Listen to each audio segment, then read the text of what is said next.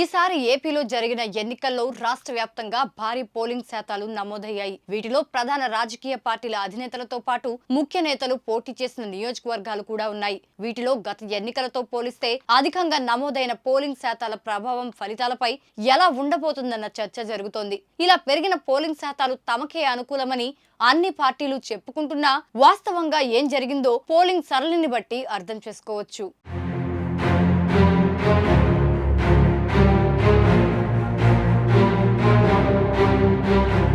రాష్ట్రంలో ఈసారి జరిగిన అసెంబ్లీ పార్లమెంటు ఎన్నికల్లో దేశంలోనే ఓ సార్వత్రిక ఎన్నికల్లో అత్యధిక పోలింగ్ శాతం రికార్డు నమోదైనట్లు ఈసీ ప్రకటించింది. గత ఎన్నికల్లో 79.4% పోలింగు నమోదు కాగా ఈసారి దాదాపు 2% పెరిగి 81.86%కి అది చేరింది. తద్వారా ఏపీ చరిత్రలో పోలింగ్ రికార్డులు బద్దలయ్యాయి. అంతేకాదు ప్రధాన రాజకీయ పార్టీల అధినేతలు చంద్రబాబు, పవన్, జగన్తో పాటు ముఖ్య నేతలు పోటీ చేసిన నియోజకవర్గాల్లో సైతం పోలింగ్ శాతాలు పెరిగాయి.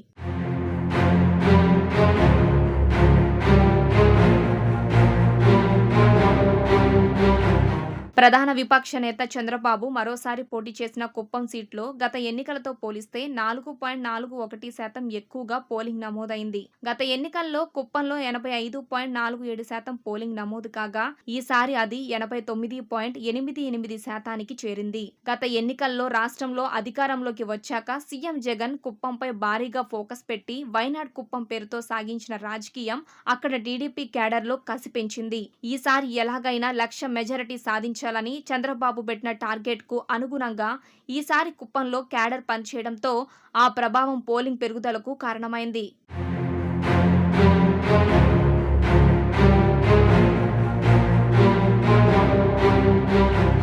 అలాగే మరో విపక్ష నేత పవన్ కళ్యాణ్ తొలిసారి పోటీకి దిగిన పిఠాపురం సీట్లోనూ భారీ పోలింగ్ నమోదైంది. గత ఎన్నికలతో పోలిస్తే ఇక్కడ దాదాపు 6% అధికంగా పోలింగ్ జరిగింది. పవన్ కళ్యాణ్ పోటీతో పిఠాపురంలో మారిన పరిస్థితులు, జనసేనాని వెంట కాపులు క్యూ కట్టడం వంటి పరిణామాలతో గత ఎన్నికల రికార్డు 80.99%ని బ్రేక్ చేసి ఈసారి 86.63%కి పోలింగ్ ను తీసుకెళ్లాయి. ఇది ఖచ్చితంగా పవన్ కు పాజిటివ్ ఓటేనని ఓటింగ్ సరళి చెబుతుంది.